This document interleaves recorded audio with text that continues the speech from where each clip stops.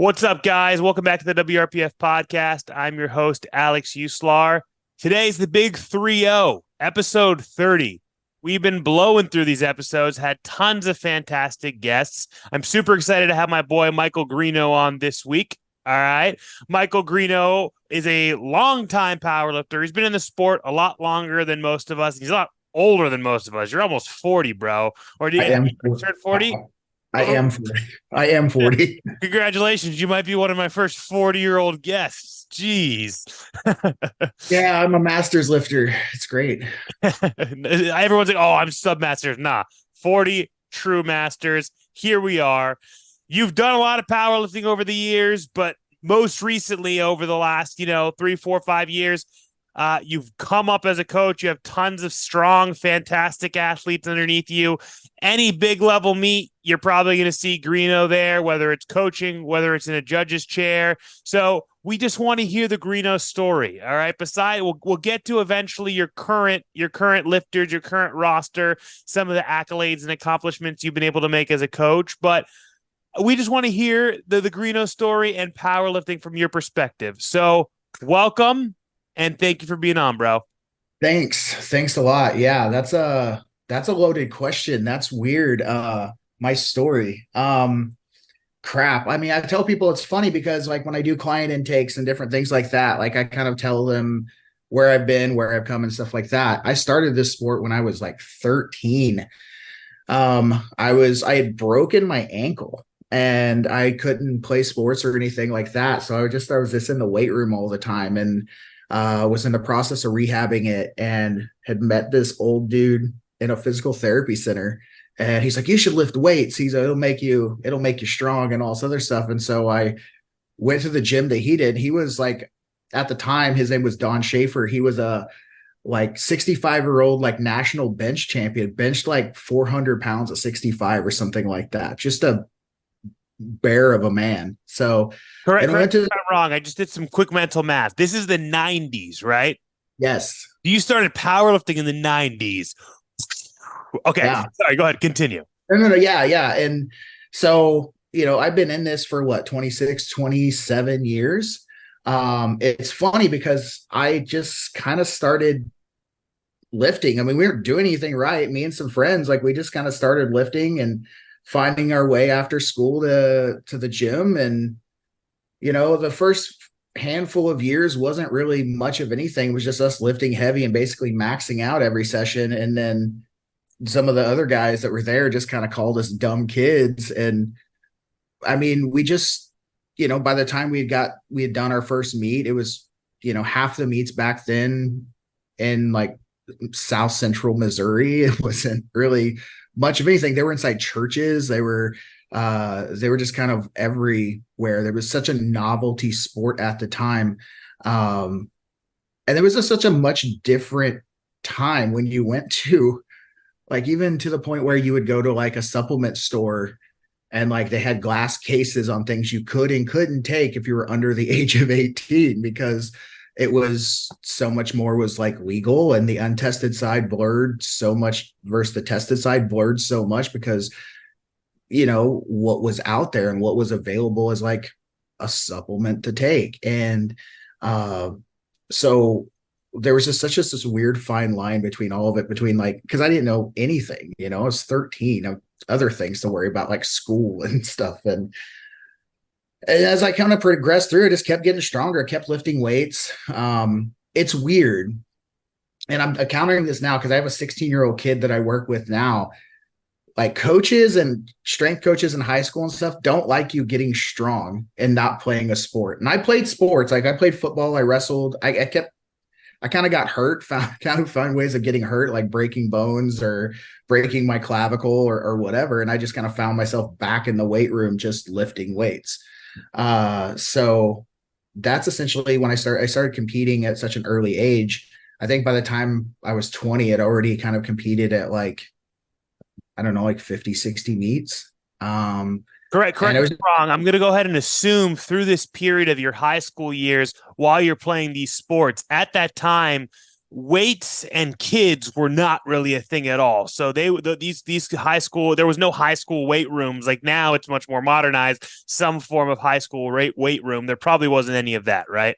There was, but it was completely funded by the high school football coach who collected cans like he had this S10 pickup truck and he'd go around town picking up cans so he could afford a weight room for the high school. And he was just all for the football team. And it was like, wasn't funded or anything like that. And that's how we got the equipment. It was all just hand-me-down stuff from like other colleges. Cause the town I'm from, has a engineering school at it. And so they would just kind of handed down a bunch of gym equipment as they retrofitted their gym and gave it to the high school. So yeah, there wasn't a lot of it, but there was enough of it around where we could still lift, and I could do that at high school, and I would do it in a gym, in a Globo gym as well. But powerlifting was it was tiny. It was kind of in a weird fragmentation phase because like the early 90s, like when you started seeing it like on ESPN and stuff like that, like you'd see back in the old like footage days, there was this like gap in the 90s and 2000s where it just wasn't prominent at all. It was like ultimate frisbee, you know? And that's kind of what what it was. It's like you lifted, but you lifted for sport, and that's what you did. Like it was just a means to an end to get stronger and do other sports and things like that. It wasn't, at least from my perspective, like the meets were very small. They're very tiny. And a lot of times they weren't even sanctioned, and no one was recording information about them. Like I said, the first like 50 meets I might have, like, were not even like legitimate feds. They were just, hey, show up to this church. We're going to do something for charity. And there was just something always going on, something like that. It was, some place was doing strict curls. Some place was doing bench squat deadlift. Some places were doing hang clean, whatever. It's what they chose to do. And some perspective on what that looked like. The more traditional style meets, like were there weigh-ins? Like you said, they were in random places, like a church or a gymnasium. They were just using standard pound plates, a standard barbell, like no specialty bars, anything like that, right? Yeah, I remember when I was 18, that was probably the first competition I legitimately went to. And it was a USAPL meet, technically, I believe, but it was using an old rickety bar and pound plates and things like that. That's all they had. And it was technically the Show Me State Games, Missouri State Games, but it was sanctioned through the USAPL. And I weighed in 2 hours before and just kind of did things. And we just lifted, and I have the newspaper article from it because I took first, but that's about it. Like that's all you'll ever hear from that. Were you in single ply at this point? Were you lifting raw? Raw. Yeah. Like I was just raw. Like I had a belt and and some wrist straps. That's about all I had. I didn't get into single ply until a little bit later, when I was in my 20s. And I really didn't do a whole lot of competing in my 20s until the later part of my 20s. I just kind of lifted, and I had essentially moved from my hometown and was just kind of working through life and college and whatever, right? And so like competing was kind of on the back burner, but I just continued to lift, and I continued stuff. I'd go to meets, and I had a buddy of mine, I would handle him and help him out. He was a pretty big raw lifter at the time, and he kind of got in single ply because the thing was, a single ply was raw. At the time, it was raw. It was just like one ply because if you read the rule books, your singlet is a one ply non-supportive piece of equipment. The rule it was flexed, and so all that single ply equipment adhered to the raw rule. Right.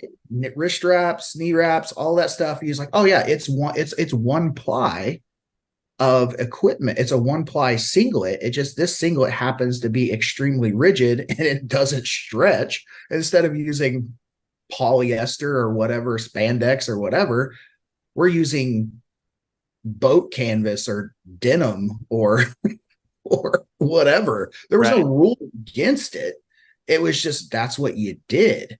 And then eventually it kind of they're like, yeah, this is supportive. It's whatever. And they kind of changed it to single ply. And that was like that's how like multiply and that's how single ply all kind of came to be because it was just all a bend to the rules. Much in the same way like the Gen 3 sleeves you see today. It was like there was a lot of controversy around it. It was just a bend to the rules. Like no one says he can't use a very dense form of neoprene. It still says neoprene. It still is. It just happens to be very much more rigid and much more supportive, right? And heck, same with the Kabuki deadlift bar. Again, it's equipment, and people are going to push those things. So you just kind of see those, and that's kind of again. I came up through the multiply era. Lifted with a bunch of multiply guys. A lot of times, is like my competition and stuff kind of started taking back off because it's like wasn't really necessarily a hiatus because I was still lifting. I was still doing stuff. I was still kind of going to meets. Just wasn't really actively competing myself. And wasn't probably till like 2007. And when I kind of hooked up, when I got up here at Kansas City and kind of hooked up with a bunch of guys in a storage unit. And one of the guys that was his name was Al Caslow. And a lot of people won't know who he is, but he was number one all time. He's actually he's still top all time in a lot of ways, top 5, top 3 and stuff like that at 165. He squatted 887 at 165 multiply. He was, during the multiply days and stuff like that, you had 2 really big gyms. You had Westside Barbell and you had Big Iron up in Omaha. And that's where like Sean Frankel, Michael Cartinian, Jim Grandick, like all these really big 2,700 pound total dudes at like 242, they're squatting a grand. I think Sean Frankel benched close to 9, and a Rage X, like a crusty old Inzer bench shirt, I kind of linked up with those guys. Al was sponsored by Elite FTS at the time. So, I was on the Elite FTS and stuff throughout those things and see his name, and he's a sponsored athlete, he's next to Croc and he's next to all kinds of people, and like crap, and from there, it just kind of started to explode. So I started learning under him, and that's when I started really getting more into my gear. And I went to the Olympia a handful of times when that was going. The USPA started to take off. It was weird. It was like that's when the whole transition to Raw started to happen, at least. It's like you started seeing this wave of change. Like you started seeing waves of things different and stuff like that. And you started seeing less multiply and multiply meets happening. And then you started seeing people show up in like blue Reband knee sleeves and are like, we don't really have a division for that. We have wraps and things like that. And people started making adjustments. And that's when the Raw stuff started to take off, because then, it's a weird thing. As you saw, because the thing is it was kind of tightly knit to the CrossFit, eras and stuff. And people were trying to find a home for that. So we were training out of the storage unit. At the time we had moved to the strongman gym. And, so we started having people funnel in, just random people. It's like, I just need a place to train, need a place to lift. I used to train at this CrossFit, but whatever. And so our team started to grow a little bit. What's funny is because I was always in the search for training partners and stuff. So for me, like, I was going between Gold's Gym and a place called Stone and Barbell Club here in Kansas City. And that's when I kind of met a couple dudes, and one, he's just kind of sitting there with imagine a big burly guy wearing like small Beats headphones and like mop top hair. And he's squatting like 595 for a triple and stuff like that. And I walk up to him like, you're pretty strong. He's like, nah, not really. I'm not really good enough to compete and stuff. And he's like benching 4 and he's squatting 6 for multiple reps. Just weird looking kid, big dude, strong. And I look at him and stuff. And I'm like, you should come train with me. He's like, I don't know if I'm not that strong, whatever. And So I convinced him and his buddies to do that eventually and stuff. And that was Jeff Frank. So I had pulled him from a Gold's Gym to my thing because I needed additional help, spotters and stuff like that. Because my training partner Al at the time was he worked medical sales, so he was only there 2 days a week. We trained at 4 a.m. and like he squatted like 900 in his last, like not close to 900 in his last meet or 900 in his last meet. He was only training 2 days a week. That's wild. It's insane. It gets insane. Like it's like once you got to that high of level, he's like, you don't want to train that much. You just got to keep it going because I know I can squat 9. It just need to show up on meet day. I need to know that I can do it. Right. And it was weird. It was a weird time. And then it just kind of, again, from there, it just kind of snowballed. Like as the raw era kind of started to ramp up, people like Jeff, another guy named Ben Moore, just kind of local to the area. And then this was before JP Price here, at least in the area. And we all kind of started going. And there was a lot of like, I mean, internationally, there was probably like in the world, there was like, I don't know, maybe like 15 people with 2,000-pound totals, like in wraps and raw or whatever in wraps, because that's what was raw. What's what raw was. And I think within arm's length of me, and I was helping out and I was talking to, and like they were asking me questions or whatever. And I was coaching Jeff. I was helping out Ben Moore. Both of them had 2,000-pound totals. There's a guy up in Nebraska that was friends with Jeff. His name was Kent Fleming. He was kind of a part of our crew a little bit. He was like one of the first dudes to squat a grand.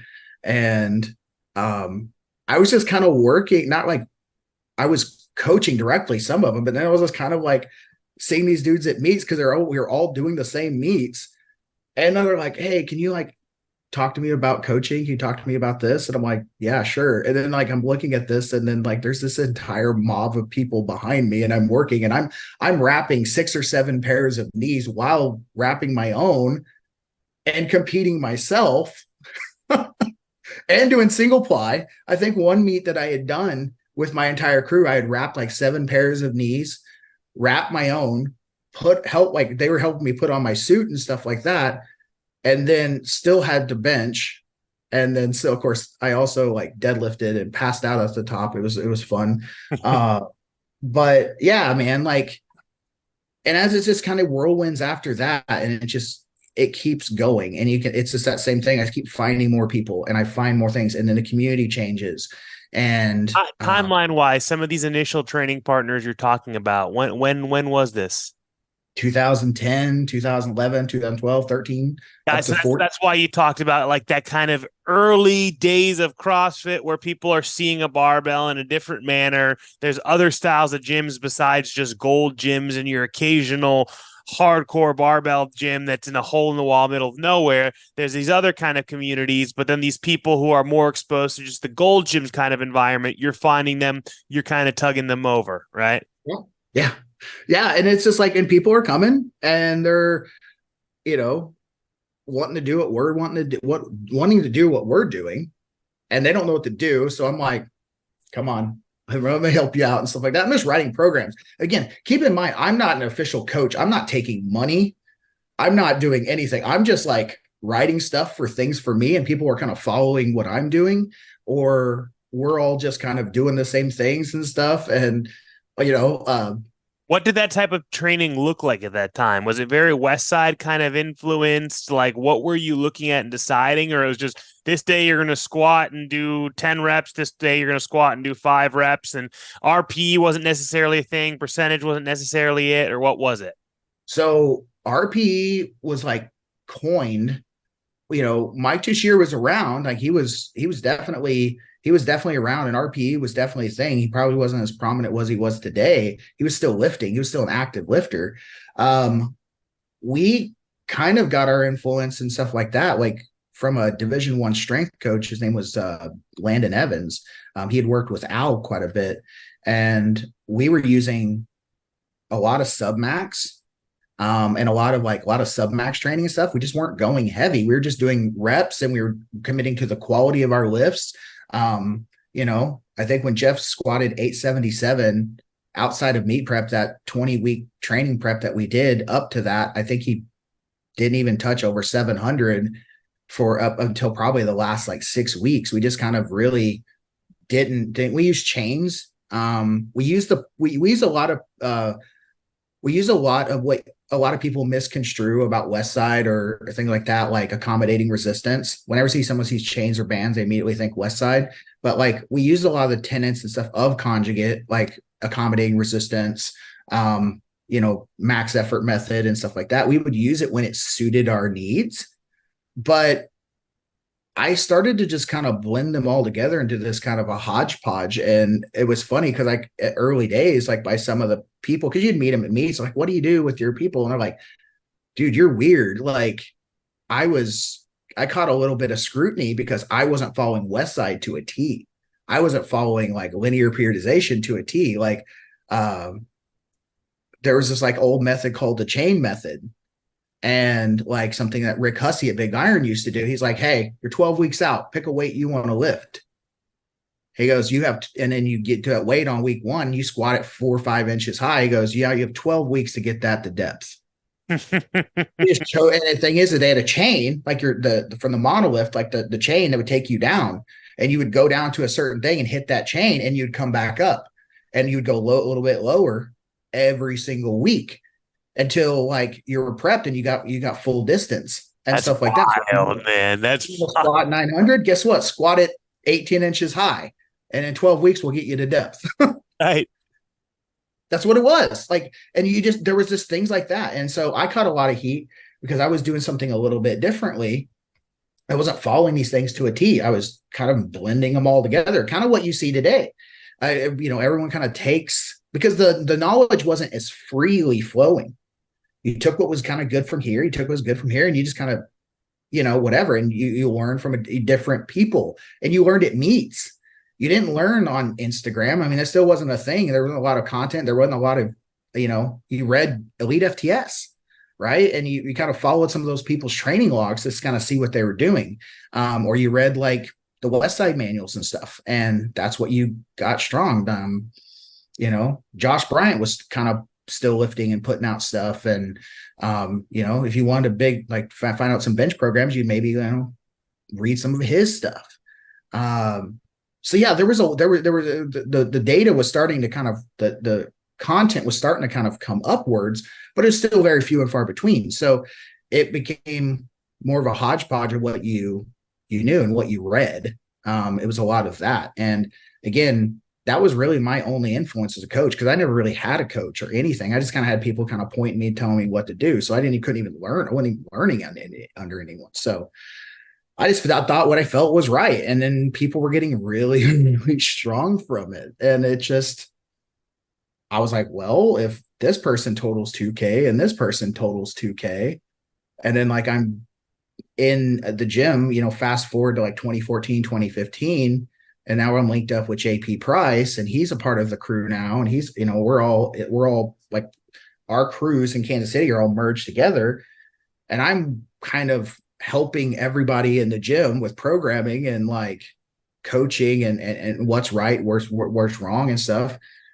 He's squatting $1,000, and where he's coming in, he's like, yeah, I think I'm going to do this today. And I'm like, yeah, I think that's good. And I'm just sitting there watching him, unwrapping his knees and kind of doing the thing that I normally did. And then he goes to a meet, he squats 1,003, and he squats he hits an all-time world record raw before Ray Williams does it.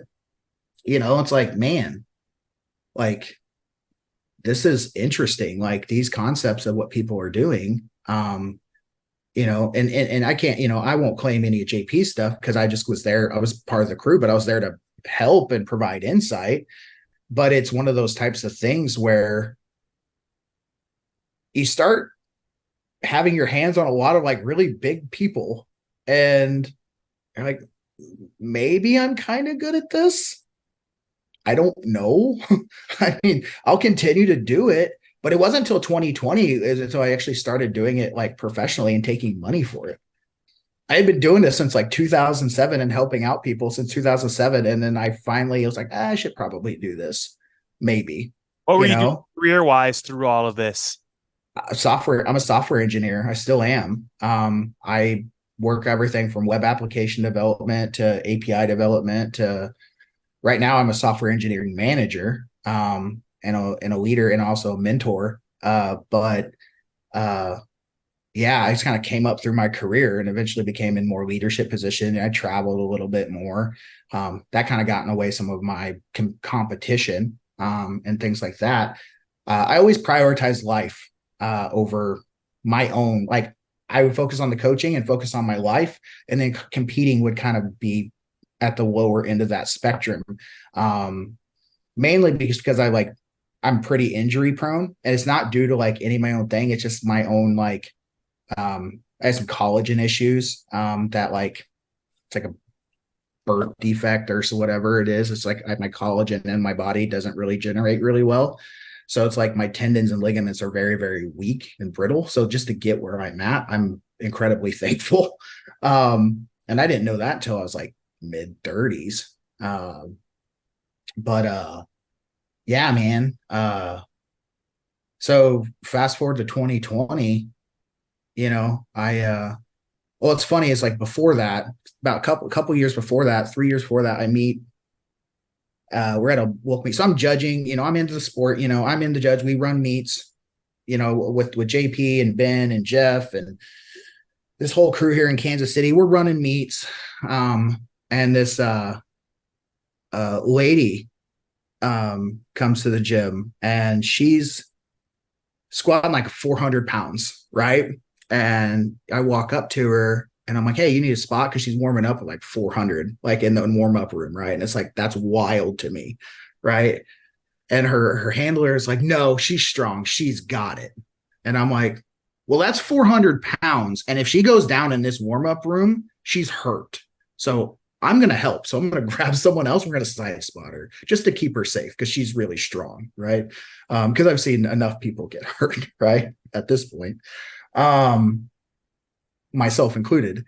And she's like, thank you a lot. She's like super soft spoken and stuff like that. And that was my first experience with Kirsten Skurlock. Mm. And that relationship maintained itself over the years as she like squatted like 400, 440 or whatever. And then and that's when her and I kind of linked up 2 to 3 years later, to kind of do some of the showdown stuff. And that's when I kind of like, to be honest with you, that's probably when I most rose to prominence in terms of like what I was known for, because like I wore my track suits and I wore my track jackets as a means to, because I would coach. But the rule book, I'm a judge as well, right? So I judge as much as I can. That's another reason why, I kind of felt like I was known. The 2020 showdown, I caught a lot of heat for giving John Hack red lights from the front for squat depth, but that was fun. That's probably the first time I ever caught any type of legitimate notoriety. They're like, who's this guy? But fast forward to that, my forward on that, like I started wearing track jackets, just put them on over my judge's polo, because the rules is you can't wear a judge's polo while coaching. You can't, be a B&B director and coach, like, well, at least in an official capacity in like this stuff, right? So you at least need to be wearing street clothes or whatever, just so you don't look like you're playing favorites. And so this is what I did. I started putting these things on, and then like I started, I had a couple, and then eventually like I had people like, can you wear like the same color as my singlet? I'm like, yes. Good thing is mostly those are black, but then like some clients, like they want teal or they want these, and I was like, okay, well, I'll start collecting them and stuff. 90 tracksuits later. But yeah, to kind of move forward on that. But then yeah, like, I kind of was like, well, I should start doing this. So like, I had some clients and I had, a lot of people that, again, like I tell people, it's like I coach some of the best in the sport, and I coach a lot of people that you'll never hear of. And some of they're the greatest people. And I've done a lot. And by the time I had coached Kirsten and kind of got a lot of visibility, I would say, I mean, I'd already coached like 300, 400 people. It's kind of came through at least my programming or direct coaching or help. It was weird. It was a weird time, and it was all done through Google Sheets or Excel or whatever, right? There was no apps or anything. And I still have a ton, a ton of spreadsheets. And Oh, I still use the exact same Google Sheet template I've been using since 2015, my friend. I don't use any of the fancy apps or anything. I'm so stuck in my ways, and I'm not a tech guy. I am not tech savvy, can't do anything fancy. Dropped out of high school. When I started doing programming 2015, 2016, I was doing the strength portion of our CrossFitters programs. It was so easy to do it in a Google spreadsheet because all the coaches can go input their own portion, right? The gymnastics coach was writing the gymnastics stuff for our competitive CrossFit team. We took a team to the games in 2015, 2016, and I was writing all the powerlifting. I still write it in the exact same spreadsheet. Everyone's like, dude, there's so many apps that get with the times. I'm like, I can't. I still use a spreadsheet from time to time. I use, like, for the most part, I use an app now, but like it's just mainly because it keeps consistency and it keeps some analytics, so I can look at year over year, and I give some of my clients like year-end summaries of what they progressed, and that's about it. So, but that's the only reason why I kind of use it, because it just kind of helped my process a little bit faster, so I can help people, because that's that.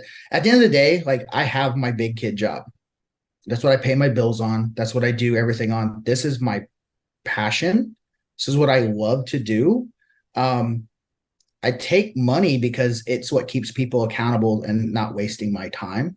Yep. I found that, like, when I wasn't taking money, people were like, I'm not even paying for it anyway. It doesn't matter. So, and I kind of like, at least, I would try to, well, how much money, like, would you like, if you lost like this much money, would it like make you mad? They're like, yeah, I probably wouldn't be happy about, okay, let's do that. Right. That was my charging strategy at that point. And it wasn't even about that.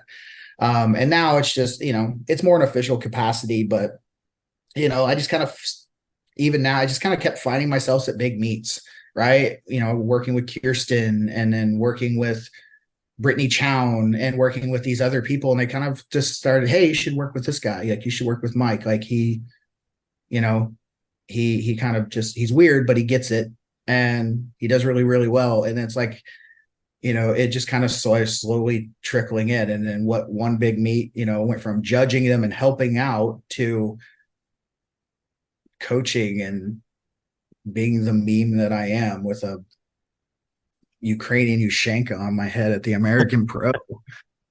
Right? Yeah, well, it's funny because it's in the age that we're in, and we'll kind of backtrack in a second and talk about kind of the age of modern powerlifting and what it is now. But in the age of modern powerlifting, so many people, especially as the last 3 years, have risen into positions of being online coaches, and some of them risen into large capacity as being online coach without any backing background and nothing to truly show for it right now, right? How many of these coaches actually have coached a single all-time world record or been able to be exposed to an all-time world record, Right. And to be able to take someone who's already at a very elite level, right? The hardest thing to do is take someone who's already a top level power lifter and continue pushing that envelope. Right. So it's like you don't see so many of these people doing that, but you've been able to quickly rise to fame because it wasn't just you all of a sudden learning it and figuring it out. You've been doing this for so goddamn long, but the rise of social media and being in contact with these people helped you get that exposure. Right. Right. I mean, I met Zach Myers because at the 2020, 21 showdown, because he was having dinner with Kirsten, myself, and, like, at the time, my kid and my ex-wife and stuff like that. And Zach was just kind of chilling at the end of the table, and he was just talking to my kid. My kid was like 3 at the time. My kid loved it. And so it was like, and then at the time, he was learning to talk, and he's like, he would sit there and, he's like, Zach's the strongest in the world. He'd go to daycare and be like, my friend Zach is the strongest person in the world. Right. And I'm just like, he's like, Dad, Zach's stronger than you. I'm like, thanks, bud. Thanks, man. And then, of course, they're like, just, but the thing is I just maintain those relationships. Right. If I don't coach, I wasn't coaching Zach at the time or anything like that. It's just, we remained friends. We remained connections. Like, if in the sport, I try to be very approachable. I try to just I don't work any angles. If someone asks me questions, it's weird. Like people will come up to me and ask me life advice. They'll ask me what, because I'm just older, and I've seen a lot of crap. And I'm like, you know what? Like, I'll give you my 2 cents. Take it for what it's worth, right? And I find myself in that position. And you know, with Zach, like when he came to me, he's like, yeah, I'm just kind of nursing some stuff. And I saw him at the American Pro One. He was fighting his adductor. And I had told him, it's like, I had already detached 3 adductor muscles. I am no stranger to like rehabbing that and rebuilding my squat and all this other stuff. And he's like, hey, like, do you think you could help me rehab this? I was like, yeah, sure. And that kind of turned into like us kind of more of official coaching capacity. And then 6 months later, he breaks the 308 world record at a local meet just because this guy, I think I want to go for it. I'm like, could be neat. And we did it. Right. It's just like Kirsten's tear, like during 2021, she did the Showdown 2, Hybrid, and Ghost Clash, right? Like Ghost Clash 1 and podium 3 times, right? She put 120, like when we started working, she put like 120 pounds on her total at the Showdown, took some records and, taking her 242, then went on a tear at Hybrid and took a podium there. Like this is as a 242-pound woman at pro meets going up against the likes of Hunter Henderson, Samantha Rice, Ashley Contorno, and like all these like strong 165ers who just have a clear, distinct advantage. And she's taking podiums because of how dominant her lifting is and stuff. And people are like, and all they see is this crazy dude in the track seat just playing the bongos on the platform, just like yelling at her during her deadlift and stuff. They're like, who's that guy? Like, that's the guy is putting her, is helping her put her in this position. She's lifting. He's the one doing all the strength work. It's like, he's from Missouri. Makes sense now. That's what you from Miami, at least. I'm like, oh, the middle over there. Oh, interesting. Dude, the Midwest is nuts, man. The Midwest is just this weird strength mecca. It's a weird thing. And between Nebraska, Ohio, like that's the more East Midwest. But the thing is like all this areas, like just random people, man. They're just super, super strong. And I tell people all the time, just because you think you're the best now, do not confuse that you are the best in the world. Just because you own that title and you own the current record, don't sit on it. Don't sit on it until you think that that's what it is. There's someone walking around here who's stronger than you. Trust that. And that's the funny thing. That's, I think, a perfect transition to kind of talk about modern powerlifting. Because a lot of people, if you think modern powerlifting, you think the rise of Raw, you think like 2014, 2015, 2016, those shifts, these bigger meets, these larger money meets, more people being exposed to it through CrossFit. But really, even in that era of modern powerlifting, when someone was at the top, like a lot of those top positions would be held for a significant amount of time. There may be one contender who's, the battle of the 242s or the 220s, and those guys may be going back and forth. But like Eric Lillibridge was up on this pedestal, untouchable. Andre Manachev up on this pedestal, untouchable. It's like, those people, when they're at the top, they're not really thinking as much about all those other competitions because they're so far behind. This now actual true era of modern powerlifting that we're in this present day of just the last couple of years, it's like you never know who's going to come out of the woodworks and just fucking blow that person away. And there's so many other people just barely behind on the rankings. It's an arms race, man. It's a nuclear arms race to find out who's getting stronger. Zahir competes this weekend, I believe. No, it's this weekend? Yeah, I think it's like 8. He's like 8 days out. Yes. And he squatted 952 for a double and a pair of THPs. First of all, he has to be so full of shit because he just started posting on social media like 4 or 5 weeks ago. And he's like, first squat in years, and was squatting like 800 for a double or something. I'm like, bro, come on, you've been doing something on the background, Dude, Eric literally has barely been lifting and walks around, and then like a couple years ago, like he hurt his back and he was he did one strength block in Australia and squatted like 1035 a couple years back. Yeah, like 2 years ago, I think during COVID, he was like in Australia, locked down there. And I'm like, dude, is he going to make a comeback? And then got injured again. It's not fleeting. Strength isn't fleeting the way that we think it is. A lot of people think it's like, oh, if I just stop lifting, it's like, no, it's there. It's there. You just have to retrain it and you have to rebuild it. And it's just like, as long as you maintain the tissue and you maintain your size and your strength, what makes you think for 1 second, what is it going? Unless you like you're 275 pounds just jacked and you cut down to 220, then yeah, you probably lost your strength. But if you just stayed 225 and you stayed, or 275 and you stayed pretty jacked, you neurologically, it's probably detrained, but strength and tissue and density, it's still there. It's all there. You just got to rebuild it. That's very true. But his comeback, that was one of the most exciting things that I've seen. And it's so funny because so many people don't know or appreciate it. That this true modern day of powerlifting don't know that other era. And that's why it's like, it's hard to say. A lot of people think, modern powerlifting was that rise around that era, but today they don't know about that era. So it's like the modern is really the now, Like they also, like a lot of the ladies today, they just don't know the ladies that came before. Right. Like they just don't. They don't know the Janice Finkelmans. They don't know the hell, even BC, Mariana, Steffi. Steffi, like to be like, well, who are those? Yeah. And I'm like, when Christy broke Mariana's record, it was like, do you know how significant that was? Yeah. Like, it's insane. And it's just like, don't gloss over that. Like I helped Samantha Rice at the Pioneer earlier this year. And I screwed up, me and her boyfriend Eric screwed up her numbers, and she was going to top Cece's coefficient. And we missed it. We messed up the math by 2.5 kilos, and we cost her. She's number 4, and she would have been number 3 all time, topping Cece at 198. And we're like, oh, and I have to carry that for the rest of my life. But like, she's like, I could have done it. I'm like, I know you could have done it. It's like all she would have had to pull is 624. She pulled 618. Right. Just like it is what it, but again, that continues to grow. It continues to grow. I mean, these people, it's funny because even the lifters that you see today are starting to slowly become lifters of a bygone era. It's like, Christy is 43. She became the best in the world. If she continues to lift, she'll continue like that. That record's going to stand.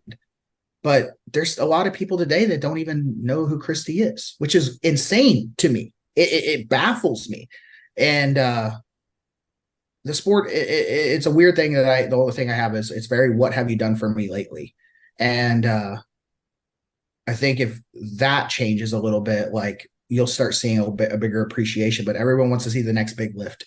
And that's the exciting part of it. Like that is like everyone wants to see the next big lift, but they don't want to appreciate the big lifts that was off the back of, right? Right. That's for still 641 deadlifts. Who's going to do? A lot of people know, though, there was a professional strong woman who pulled 705. Right. Right. Yeah. Right. So what's next? I think part of the issue of that too is it's also not just the era of people who want to see what the next biggest lift is, because I feel like that's still a large population of the powerlifting community, and that was a really big thing a couple of years back. Holy crap, what's getting posted on King of the Lifts? Who did this crazy training set, or who did this crazy thing? But now so much of it, if this much younger generation, especially in the tested side, is who is more cool and smooth and I don't know what on social media and suave that I want to look like them and move like them or chew on my dog tag like them. You know what I mean? And I think it's kind of split where there's still, some of those people that want to see something big, impressive, or that they can shit talk on or shit on it, or it's who can I see them do these interesting, weird videos that make my head hurt and I can't watch TikTok because I'm too old. Right. It's the culture of like you and I. It was the culture of hold my beer. Right. And now it's like, well, I can do that. Right. And so let me get some straps. I can do that. And so it's just hold my beer. It's just hold my beer with click like on YouTube. Right. It's just, that's what it is. It's just, the ego hasn't changed. It's just it's the sensibilities of things are so much different these days. These kids are strong. They're super, super strong, and it continues to get better, and it continues to be more of an arms race. But I'm interested because I just saw Phil Herndon wearing single ply. Right. I think he's competing this weekend, next weekend, some of that. Yep. Zach's been talking about how he wants to entertain multiply. He wants a 3,000 pound total. And you're going to start seeing people maybe dabble in other things because they're just getting what's the next raw meat, Right. whatever. They want to keep doing that. Like, what else is there to do? Right. How many meets can John Hack show up to and just continue to win and stuff like that before it just kind of gets boring? Right. Right. There's got to be something more to that. Right. There's got to be something more to it, you know? That, That Yeah. sets us up perfectly for one of the questions and one of the last talking points I want to talk about. This is something I've asked my last couple of guests. Joe and I had a really good conversation about it. And I say this all the time. Us being people who have been around in it, for quite a while, much longer than the majority of the population of people who are in it right now. I can say in 2014, 2015, I did not ever imagine that it would be on the scale and the capacity that it is today. Hell, even in 2017, 2018, when I was in the powerlifting scene in a large capacity, doing what I was doing, I still didn't see it growing to what it is right now. It's absurd amount of growth. What do you think as far as the growth we are right now, and what's the potential in the next 3 years? What do you see the pivots and changes being? Consistency. The pivots is because you can like the sport had to kind of blow up a little bit in order to like become a little more cohesive, right? So you saw a lot of the big fractures of the last couple of years, feds, whatever. People are still now starting to find homes and they're starting to commit to them better. There's more organization in those types of things. I think what you see out of the sport, I think you start seeing like different methodologies, like sessions and stuff like that. You start seeing a more spectator friendly sport.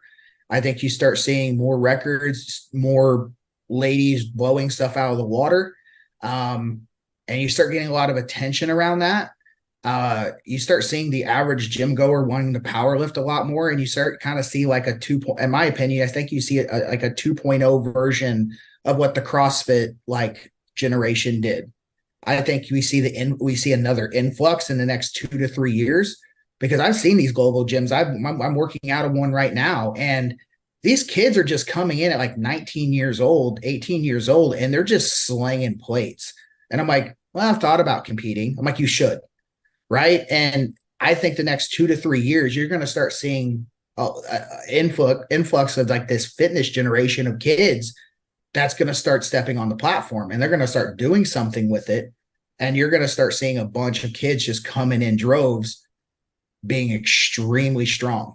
And it's going to make a lot of us 30, 35-year-olds, 29-year-olds feel very old. And I think that's what you're probably going to see over the next years. You're going to see just a huge influx of youth. That's my opinion. Because it's stabling out where it's like, between the WRPF, doing the regional system and different things like that. And the big feds, in my opinion, what I call them, is there's consistency there now. And so they can just go and they can commit to something. So you see these kids because they don't know what to do. You give them a place, give them a home, and give them an outlet. Like, yeah, you're just going to see a ton of them come through. And I think that's what you're going to see in the next couple of years, just a big influx of youth.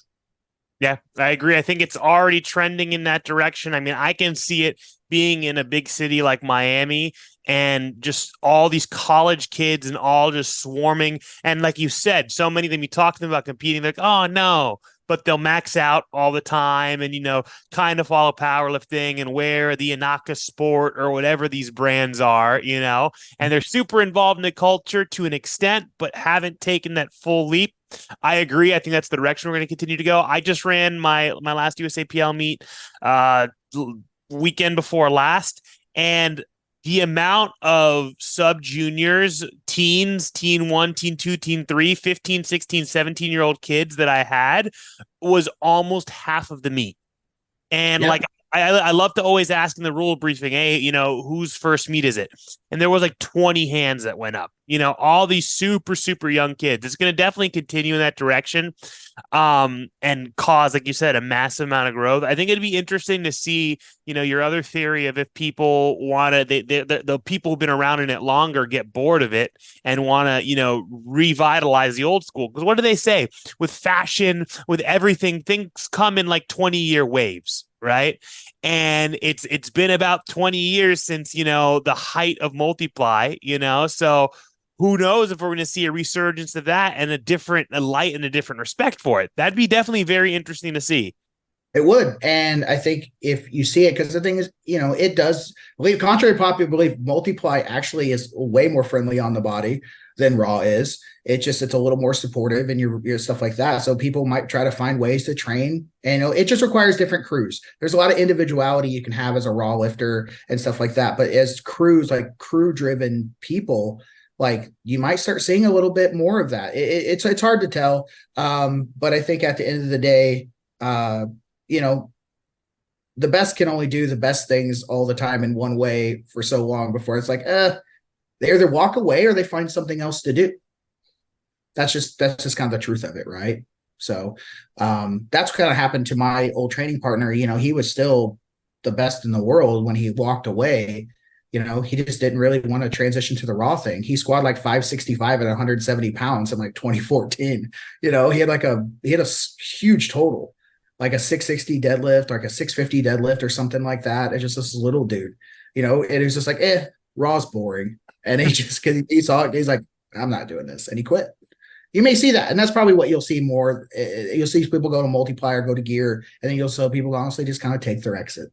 I mean, that's just usually what you see. That's the trend of everything, right? We've seen that so many times over the years. And like we said, perfect examples. Here took his exit out of nowhere after dominating for so long. But then it's always cool when you see kind of, again, that cycle of that resurgence. So that'd be also really cool to see over the next 2 or 3 years, to see who makes a comeback from our golden days of Raw, what we, came up watching. If we see someone like an Eric Lillibridge come back, just that all that kind of stuff will also be really cool to see. But more than anything, this new young blood pushing beyond what we thought was possible, and just seeing those ranks constantly changing.